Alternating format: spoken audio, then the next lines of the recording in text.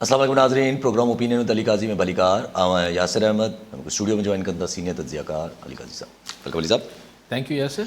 अली साहब, कल्ह हिकिड़ो अनोखो वाक़ियो ॾिठोसीं पाकिस्तान में हिते असां सिंध में पाण वटि फिल्मुनि में ॾिसंदा आहियूं त इंडिया जूं भारतीय ॻोठनि वोठनि जूं फिल्मूं ॾेखारी वेंदियूं आहिनि जंहिंमें हथियार खणी ऐं ईअं माना गाॾियुनि ते बाइकुनि ते ईअं माण्हू जेके घुमंदा हथंदा आहिनि शहर में ख़ौफ़ज़दा कंदा हथंदा आहिनि हर कंहिंखे। कल्ह पनवाकिल जी साइड हिकिड़े नंढे वाक़े ते हिकिड़ी औरत जेका आहे उहा पंहिंजी मर्ज़ी ते जेका शादी करे के ॿिए सां गॾु हली वई, उन ते हिकिड़ो पूरो क़बीलो जेको आहे, पूरो ॻोठ जेको आहे, उहो ॿिए ॻोठ ते अटैक करणु निकिरी आयो। ॾिसी हिन में छा ॾिसो न, हिकिड़ी इन जा कई पहलू आहिनि। हीअ को तव्हां चओ था पहिरियों दफ़ो सिंध में न पियो थिए, इहो असां वटि हिकिड़ो कई दफ़े इहे लका ॾिठा आहिनि पाण, पर छाकाणि त हाणे वधीक कैमराज़ मौजूदु आहिनि तंहिंजे करे वधीक शयूं नज़र अचणु शुरू थी वयूं। तंहिंजा कई पहलू आहिनि। हिकिड़ो त इहो आहे त छा ॿ बालिग़ माण्हू पंहिंजी मर्ज़ी सां शादी करे सघनि था या नथा करे सघनि, इहो हिकिड़ो सुवालु आहे। हाणे इन लाइ लफ़्ज़ हुजे थो छोकिरी निकिरी वई, छोकिरी भॼी वई, फलाण थी वियो, भई अगरि त अगवा थियो आहे त पोइ त ॿी ॻाल्हि आहे। पर अगरि ॿ बालिग़ कहिड़ी बि बिरादरी जा आहिनि, कहिड़े बि मामले में आहिनि, अगरि बालिग़ आहिनि, पाकिस्तान जो आइन ऐं कानून हुनखे इजाज़त ॾिए थो त पंहिंजी मर्ज़ी सां शादी करे सघनि था। पर असांखे हिन ॾस चयो वेंदो आहे प्रेमी जोड़ो, भाॼूकड़, फलाण ढमकाण, इहो थिए थो। पर हिकिड़ी अलॻि कहाणी।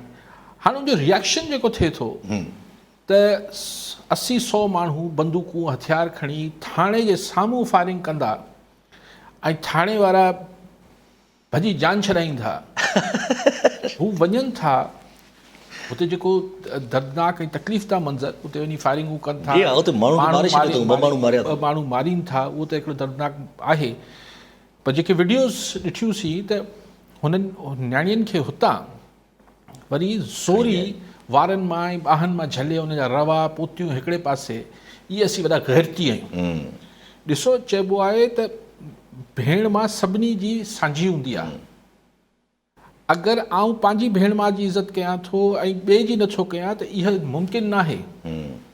भेणूं माइरूं सभिनी जूं सांझियूं हूंदियूं आहिनि, कहिड़ी बिरादरी जूं आहिनि, सिंध जी न्याणियूं आहिनि न जेका। सो क्वेश्चन इहो आहे त आउं नथो मञां त फलाणी बिरादरी जी न्याणियुनि सां ईअं थियो आहे, आउं चवां थो सिंध जी न्याणियुनि सां थियो आहे। चाहे हू अगरि सुभाणे जिन्हनि कयो आहे उन्हनि जी न्याणियुनि में केरु हथु विझंदो त मुंहिंजे लाइ त उहे बि सिंध जी न्याणियूं आहिनि। त हीउ जेको अजीब ग़रीब, अच्छा इहो छो थो थिए? सवाल इहो आहे त अहिड़ी ॾाढ मुड़सी अहिड़ी छो थी थिए? अहिड़ी नोयत इन करे अचे थी जो करण वारनि खे इहा पक आहे त पुलिस जे नाले का शइ न आहे। अपर सिंध में धाड़ेलनि ऐं हीउ जेको हथियारबंदनि ऐं जंहिं वटि सग आहे, हू को भौतार आहे, हू को बंदूक वारो आहे, हू को भाॻेलो आहे, धाड़ेल आहे, हर को पंहिंजी मनमानी पंहिंजी मस्ती लॻायो वेठो आहे। पुलिस जो कमु रुॻो रहिजी वियो आहे त मामिलो थियण खां पोइ रिकवरी अफ़सर थिया आहिनि अची। हू SHO खंभिजी वियो, उहो अगवा थी वियो हुतां कंदकोट कश्मीर जो SHO, त पुलिस वरी जाफ़िशानी करे 5-6 ॾींहंनि खां पोइ उनखे पैसा ॾेई बाज़ियाब कराया। भई उनखां पोइ छा थियो? हू जिन्हनि अगवा कयो SHO खे, छा थियो?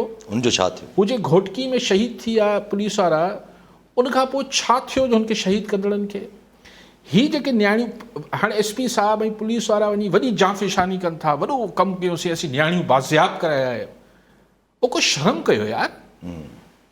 जिन्हनि इहो सॼी दादागिरी कई उन्हनि जे ख़िलाफ़ु छा थियो? सख़्तु कार्रवाई थींदी। हाणे सख़्तु कार्रवाई SHO खे अगवा कंदड़नि जे ख़िलाफ़ु आहे, सभिनी जे ख़िलाफ़ु आहे।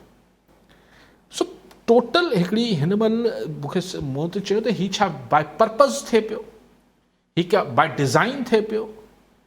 त हिकिड़ी total breakdown law and order जी, गवर्नमेंट रेट नथी नज़र अचे, पुलिस जी रेट नथी नज़र अचे, जेके वणे अगवा करे वञूं, मासूम ॿारड़ा अगवा थियनि था, न्याणियूं अगवा थियनि पियूं।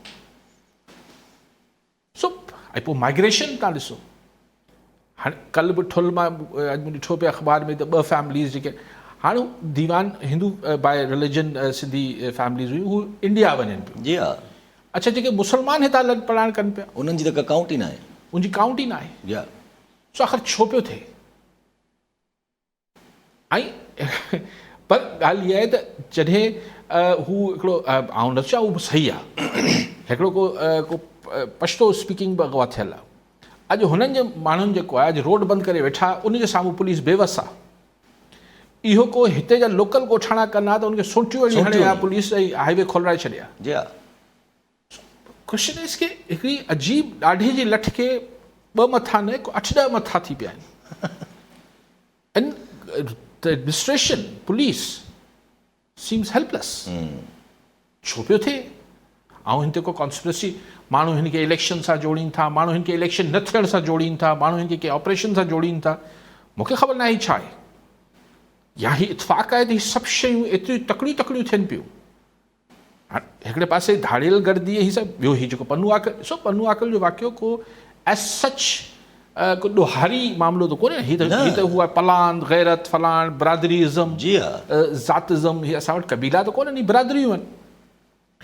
त ज़ाहिरी तरह त ही को किडनैपिंग या, लेकिन अगेन एतिरी सोच करणु त असीं 100 माण्हू बंदूकूं खणी निकिरंदासीं ऐं पुलिस जेको आहे उहो लिकी जान छॾाईंदी, त इहो मथे में वेठल आहे न। 2-3 चक्कर हणंदा त चक्कर हणंदासीं, फायरिंगूं कंदासीं, छोकिरियूं खणी ईंदासीं।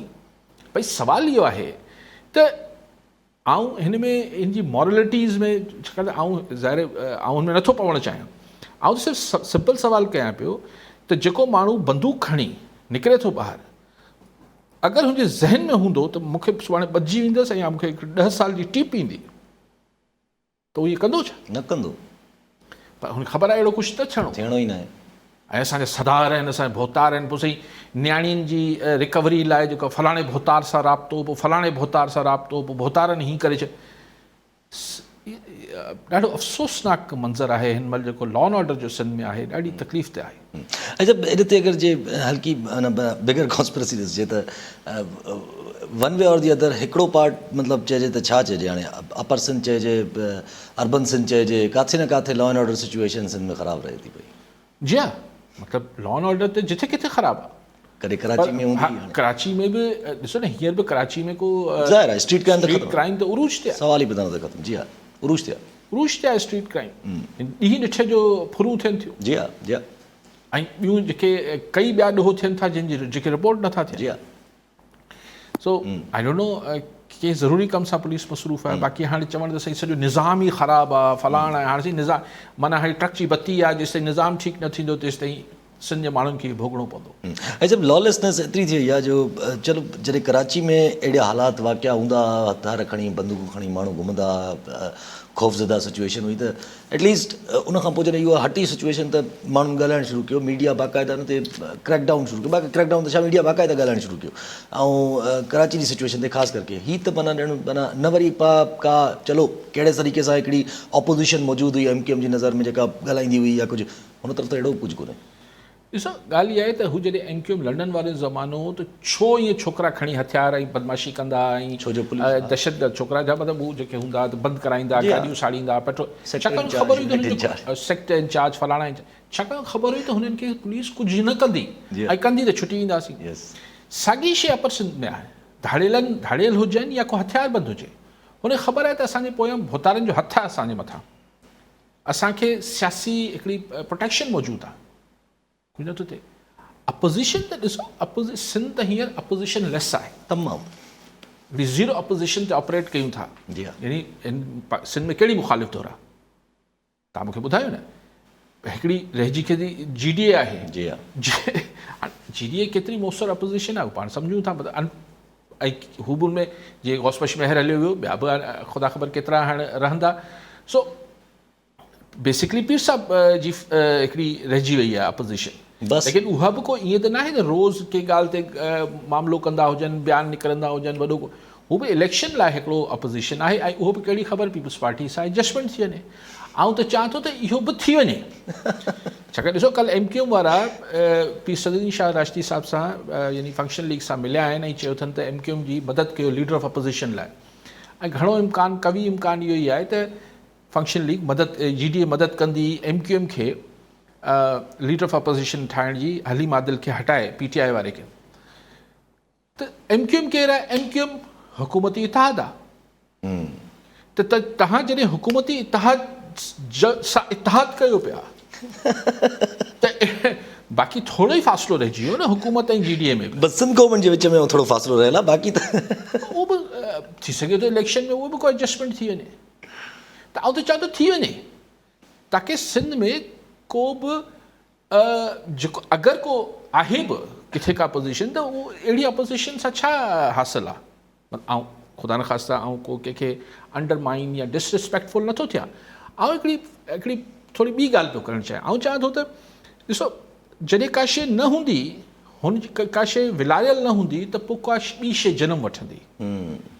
सिंध सां हींअर ऐं अज़त एहतराम सां फंक्शनल लीग तमामु सियासी पार्टियुनि जो GDA वारनि जो अज़त एहतराम सां, पर क्वेश्चन इहो आहे त या त हू इफेक्टिव रोल प्ले कनि अपोज़िशन जो, न त ही बि ठीकु आहे, ही हिकिड़ो वक़्तु ईंदो जो पोइ वैक्यूम त न रहणो आहे न।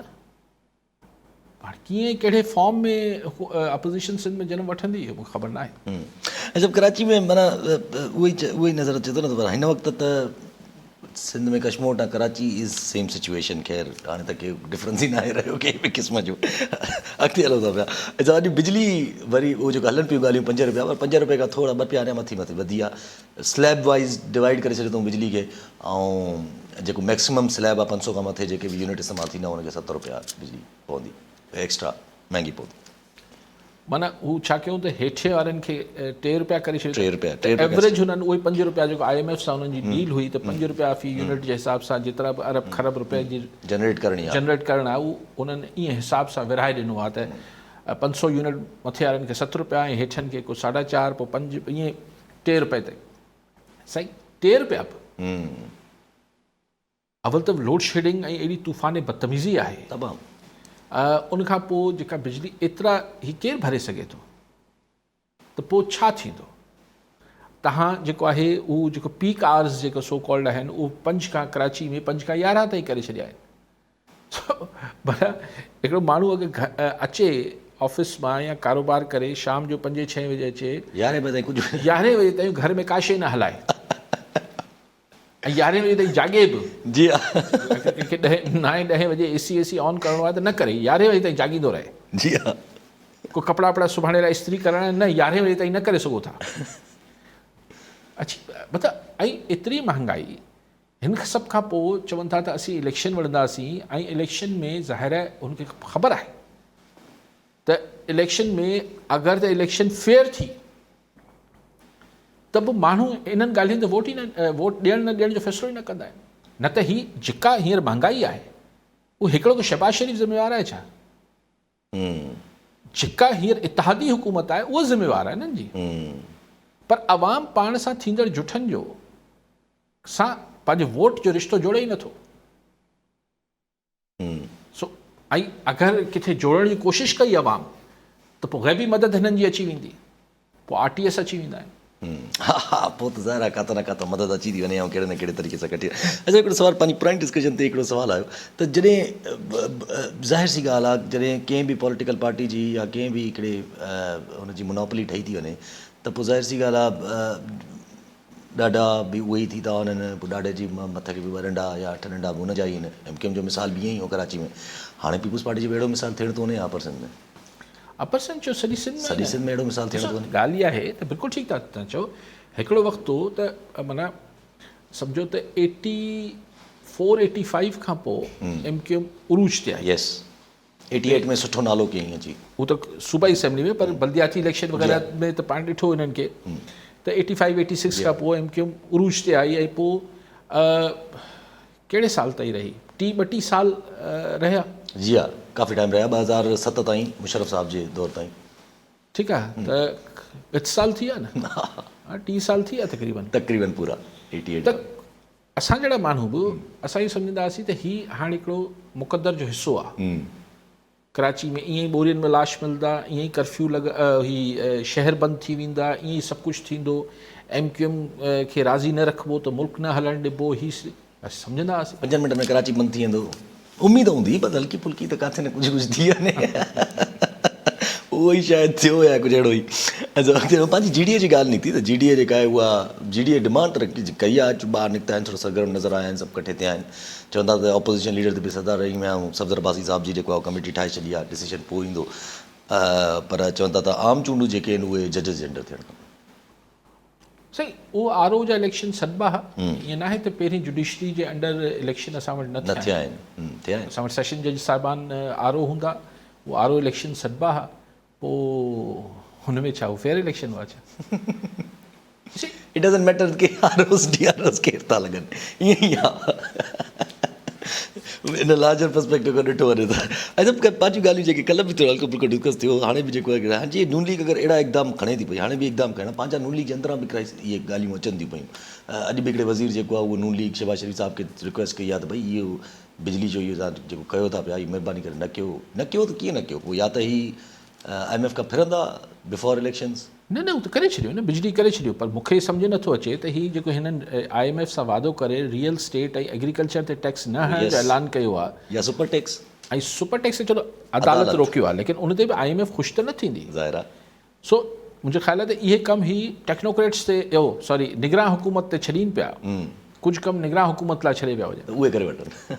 कॉलर सफ़र नकवी हैदराबाद मां। जी नकवी साहब क्या कहना चाहेंगे? अस्सलाम वालेकुम बेटा यासिर, मोहतरम अली कादिर भाई, सलामत रहें, खुश रहें।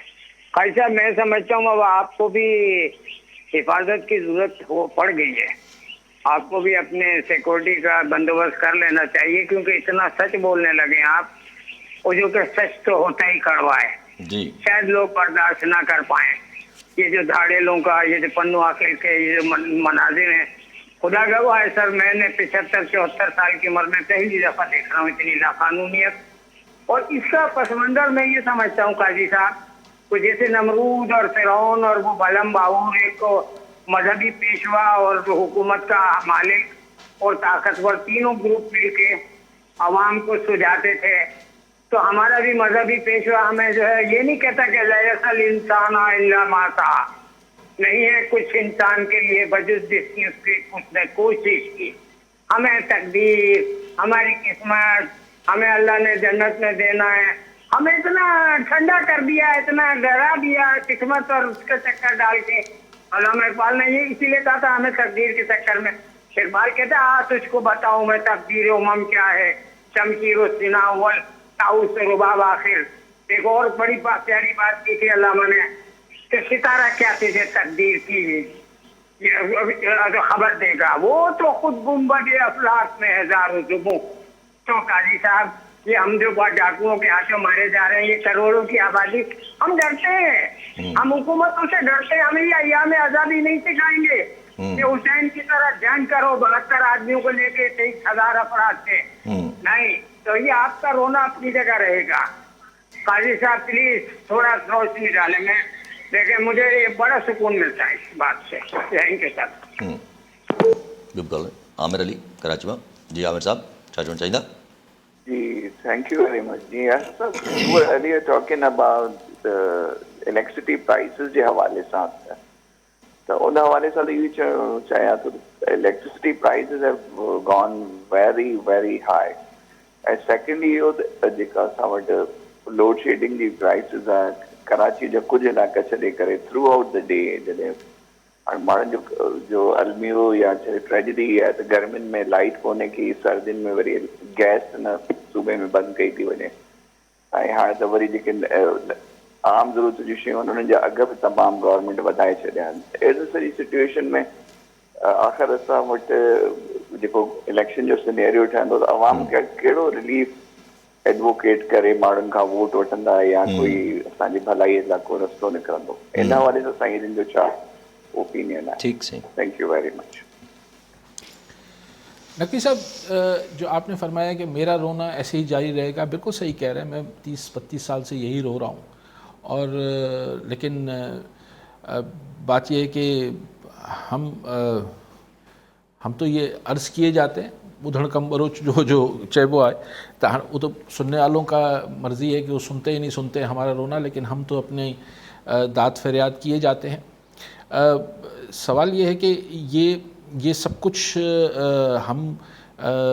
ये आपने सही कहा कि हमें بلکہ خاص طور پہ سب کانٹیننٹ، بلکہ خاص طور پر عموماً تھرڈ ورلڈ کنٹریز میں یہ ایک ہوتا ہے کہ نہیں جی ہمارا یہ ہم یہ ٹھیک کیسے کر سکتے ہیں، ہم سے یہ ہمارا کام نہیں ہے، یہ کچھ اور لوگوں کا مسئلہ ہے، جبکہ بڑے لوگوں کا کام ہے جی وہ آپس میں کر لیں، بس وہ مہربانی کر دیں، وہ کچھ حل کرا دیں، ہم کچھ نہیں کر سکتے کیونکہ ہم بہت ہی پسے ہوئے ہیں، ہم بہت کمزور ہیں، اللہ مالک ہے جی، بالکل اللہ مالک ہے، اس پہ تو کوئی توکل پہ تو کوئی شک اور شبہ نہیں ہے، لیکن یہ کہ اپنی کوئی چھوٹی سی جستجو کر لیں، اپنا کوئی چھوٹا سا اس پہ کردار ادا کرنے کا ہمارے پاس رجحان نہیں ہے۔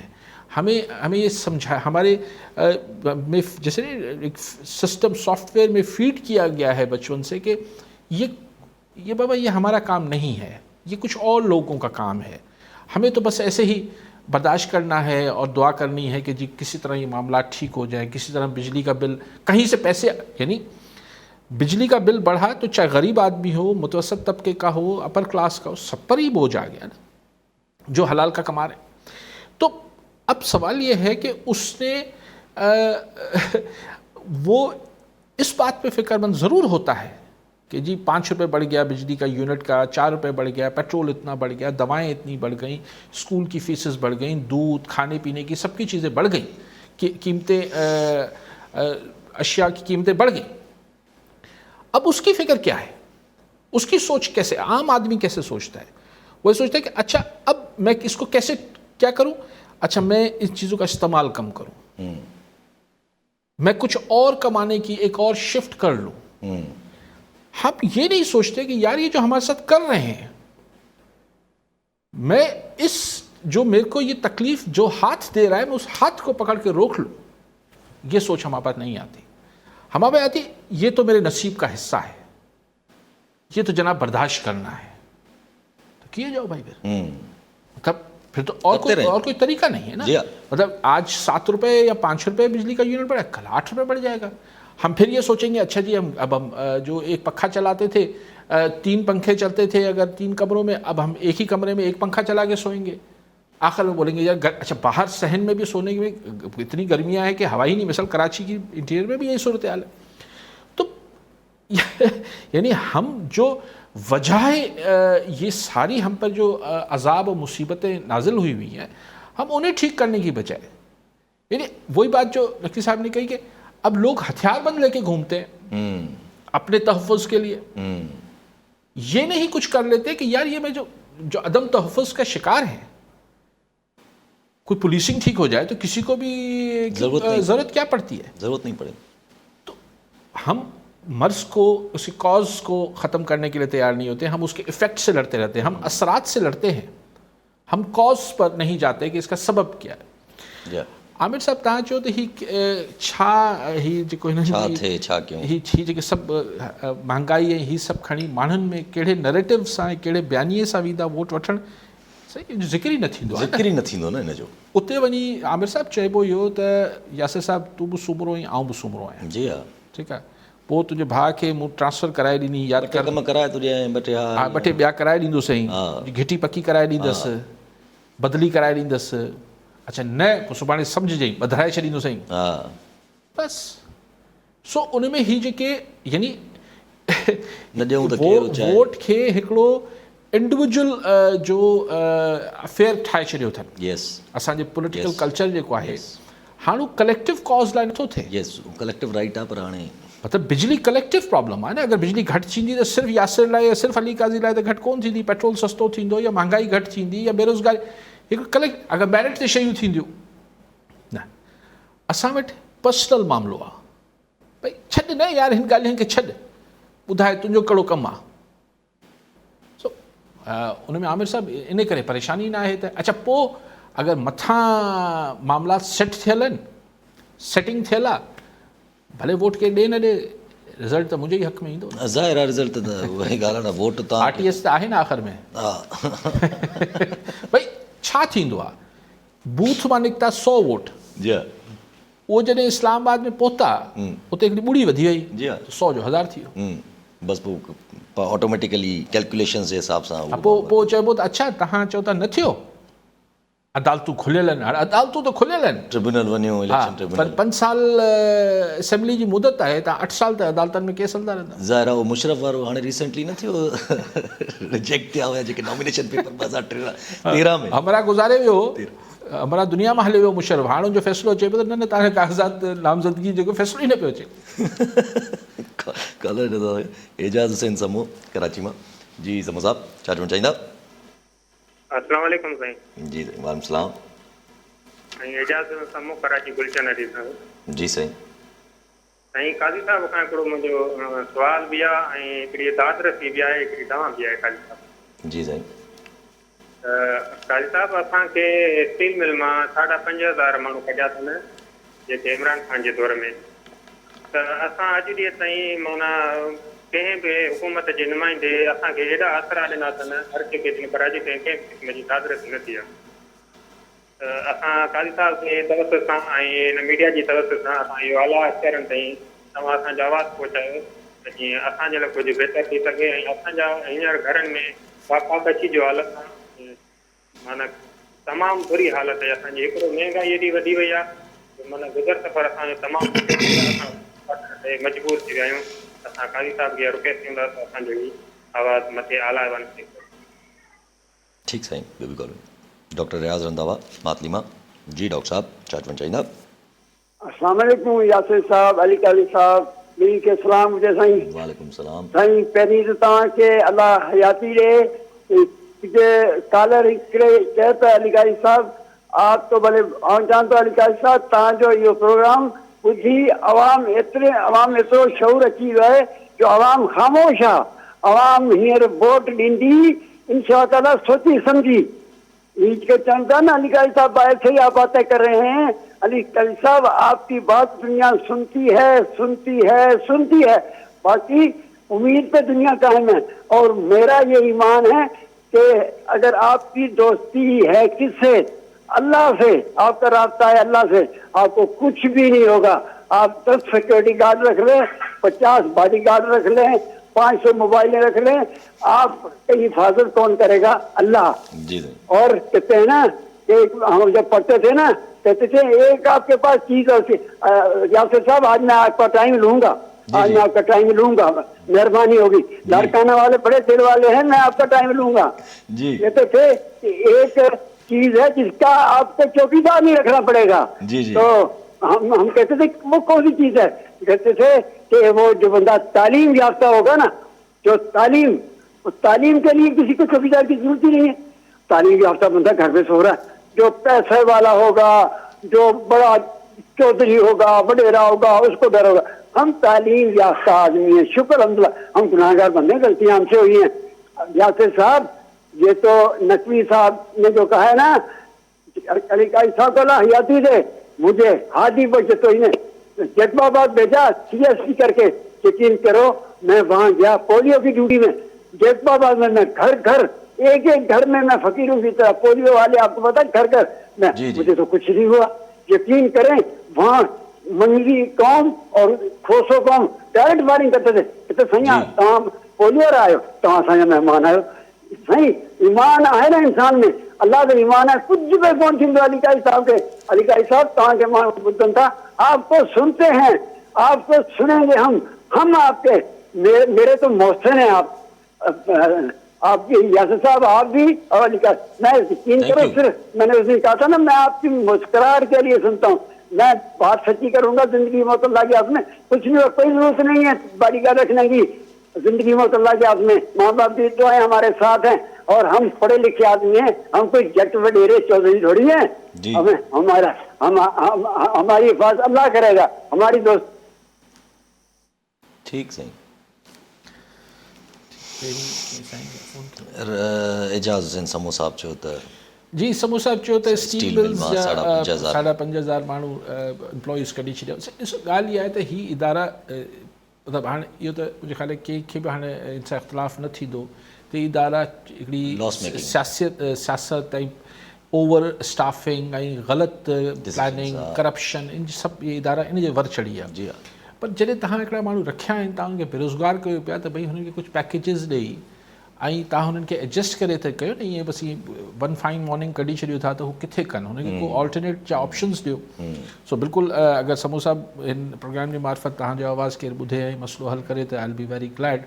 दुआऊं आहिनि तव्हां सां. पर हाणे PIA साहिबु अॼु कल्ह ख़्वाजा साद रफ़ीक साहिबु क्लियरली चई छॾियो त साल ॿिनि में PIA जो बंदोबस्तु न कयो त बंदि थी वेंदो. त यार ॻाल्हि उहा ई आहे त तव्हां ऐं पाण मञे ई त असां सभु सियासतदान सियासी माण्हू धुरियनि जेको आहे हिन में ओवर स्टाफिंग कयल इलाही कयल. हाणे ॻाल्हि इहा आहे त ख़ुदि हाणे एम्प्लॉइज़ खे बि ॾिसणु खपे त बजाए इदारो बंदि थी वञे त ॾिसनि पंहिंजे पर्क्स आहिनि प्रिविलेजिस खे थोरो ॾिसनि, कुझु ॿियनि शइ. हाणे स्टील मिल्स ऐं हीअ जेके PIA हिननि जे जेको मामलात आहिनि इनके पाण जेके एम्प्लॉइज़ आहिनि बेरोज़गार थियण खां त बहितर आहे न कि कुझु पंहिंजी परफॉर्मेंस ऐं पंहिंजा मामलात ख़ुदि नेगोशिएट करे रीनेगोशिएट करे कुझु ठीकु करे वठनि. मतिलबु अलाह करे इदारा बंदि थियनि था त ज़ाहिर सही हज़ारे माण्हू. हाणे ॾिसो कंहिंखे बि पंहिंजी पघार घटि करण जो शौक़ु त नथो हुजे, पर अगरि आम माण्हू जी पघार 50,000 आहे ऐं मूंखे 80,000 मिलनि पिया त मूंखे सम्झणु खपे न मूंखे वधीक मिलनि पिया. त अगरि अहिड़ो वक़्तु अची वञे जो मुर्गो बेरोज़गार थियां पियो त भला चवां ठीकु आहे मुंहिंजे 50,000 करे वठो, बेरोज़गारी खां त बहितर आहे न. लेकिन पर PIA जो बि अहिड़ो ई मामिलो थियणु वञे पियो. इस्लामाबाद एयरपोर्ट ॾेई छॾियूं, कराची बि ॾींदासीं ऐं ॾींदासीं. पोइ छा आहे पाकिस्तान फॉर रेंट आहे, फॉर सेल आहे, फॉर लीज़ आहे. मतिलबु जेका शइ अचो तव्हां ज़मीनूं वठो अचो हिते काश्तकार. हाणे चवनि था त साईं सिंध में पंजाब में ज़मीनूं जेके आहिनि भई ही असांजा जेके ॾींदा मिडल ईस्ट जे शेख साहिबान खे ॿियनि खे या ॿियनि ॿाहिरि मुल्कनि जे माण्हुनि खे. त ॻाल्हि इहा आहे त उअं ई असांजे पुछड़ी जे आबादगार खे पाणी नथो मिले. अगरि ही वॾी इन्वेस्टर ॿाहिरां ईंदा त हिननि खे त उहो SDO ऐं इरिगेशन खे निपोड़े चवंदा हिननि खे त पाणी पूरो करे ॾियो, बाक़ी माण्हू सुकी वञनि. त को प्लानिंग कयो भाई, हर शइ लीज़ ते ॾेई छॾनि, हर शइ जेका ठीकु आहे हीअ इदारा जेके फिज़िबल न आहिनि UAE वारी बर्थूं ॾेई छॾियो त हर शइ असां मतिलबु किराए ते ॾियण ऐं विकिणणु शुरू कंदासीं. आख़िर पोइ छा कंदासीं भला? हलो इहो अगरि वक़्ती इंटीरियम अरेंजमेंट आहे त पोइ त ॿी ॻाल्हि आहे. पंहिंजा जेके फेडरल गवर्नमेंट जा एक्सपेंसिस आहिनि हिकिड़ी अजाई डिविजनूं खोले वेठा आहियो जेको 8वीं तरमीम खां पोइ फेडरल में उन्हनि मिनिस्ट्रियुनि जी ऐं डिविजन्स जो को कम ई न आहे, कारज ई न आहे. सो ओवरऑल हिकिड़ी मूं चयो न त विच में हाउस इन ऑर्डर त आणणो पवंदो. केरु थो आणे, कॾहिं थो आणे. रंधावा साहिबु वॾी महिरबानी तव्हांजी. ऐं बिल्कुलु सही अलाह मालिक हुजे थो ऐं अलाही हर कंहिंजो हर शइ ते क़ादिर आहे. ऐं उहो नक़वी साहिब जी मुराद इहा न हुई, तव्हांजे मुराद में खणी विया आहियो त बिल्कुलु ईअं को उहो हिकिड़ी हवाले तौरु हुननि ॻाल्हि कई त असांजे मुल्क में एतिरो सच हज़म नथो थिए. पर सही इहो सच ॾिसो न पाण कहिड़ो जेको आहे 100 सैकड़ो सच पिया ॻाल्हायूं.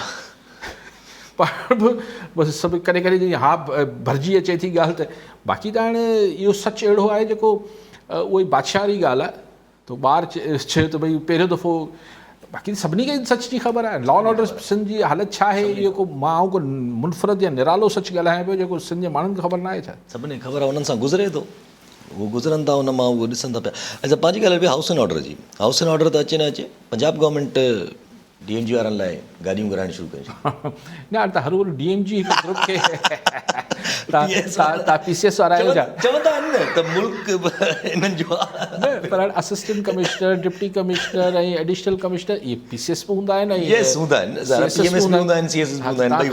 ख़ासि CSS खे हेठि पिया कयो. इहो ॾिसो हिननि में बि बिरादरियूं आहिनि. पाण जो त ॿिन्ही सां वास्तो न आहे, पर लेकिन पर हिन ऑफिसर्स लाइ नई गाॾियूं घुरायूं पियूं वञनि. हा साईं पैसे पाइजी पाण खे हरू भरू परवाह आहे कोन.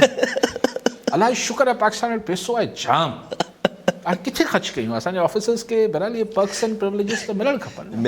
ऐं पंजाब हुकूमत हिकिड़ी केयर टेकर गवर्नमेंट जेका कॉन्स्टिट्यूशनल हींअर हुजणी ई न खपे. जी हा. उहे अरबे रुपए जी अरबे रुपए जी गाॾियूं ख़रीद थींदियूं.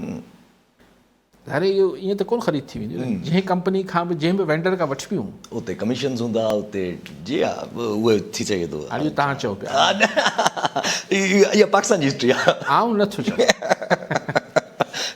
अॻिते हलंदो पिया. ऐं जो पेमरा अमेंडमेंट खणी थी अचे इहा सरकार चवे थी त माना असां जर्नलिस्ट खे जेको आहे वॾो सरकार ॾींदासीं, जेके पेमरा में नॉन वोटिंग मेंबर्स बि हूंदा, PFUG ऐं हिननि जा मेंबर्स जेके आहिनि जर्नलिस्ट हूंदा.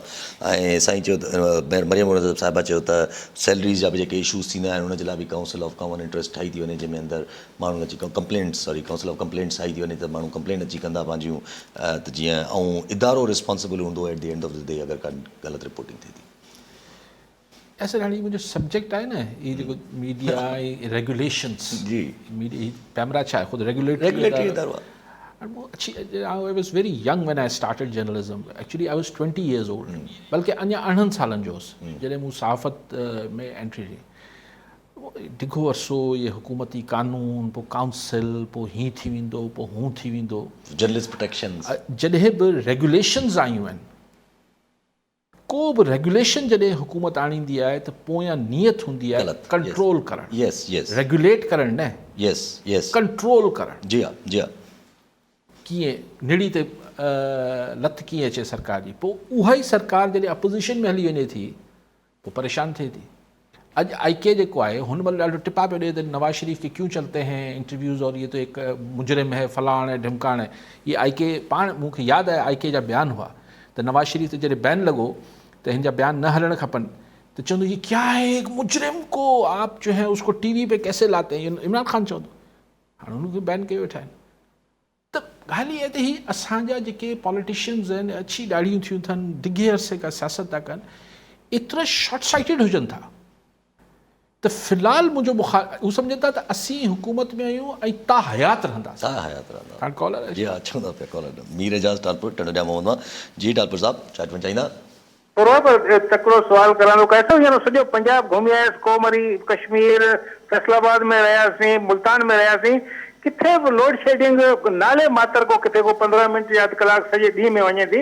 असां वटि 14 कलाक 16 कलाक लाइट आहे ई कोन. ऐं इहो बि आहे हुते पाणी बि फुल पिया हलनि वाहन में, असांजे वाहन जे तेलनि में पाणी कोन्हे. असां वटि सिर्फ़ु इहो आहे त असां जॾहिं शाम जो मुल्तान मां निकितासीं चई कंदकोट इहो इलाइक़ो शाम जो निकिरी वञो, न त इहो हिते हालतूं तमामु ख़राबु आहिनि. त इहा सिंध जी शनाख़्त असां वटि रही आहे, इहा ई असांजी सिंध जी पहचान रही आहे. उते अमन लॻो पियो पाणी ऐं लाइटूं आहिनि. असां पोइ इहो नसीब जो हिसो सम्झूं या असां जो निमाइंदो ॻाल्हाइण लाइ तयारु कोन्हे. इहो इहो वॾो पोइ दुख जेको वंडूं पिया. महिरबानी रे. ठीकु आहे. हा मीर साहिबु अचो अॼूं सूर ओरियूं वारी ॻाल्हि आहे. पाण त सूर ई ओरे सघूं था हिक ॿिए सां. ऐं कहिड़ो नुमाइंदो छा ॻाल्हाए, हिन मां के लॉ एंड ऑर्डर लाइ छा नुमाइंदे खे ॻाल्हाइणो आहे साईं मीर साहिबु.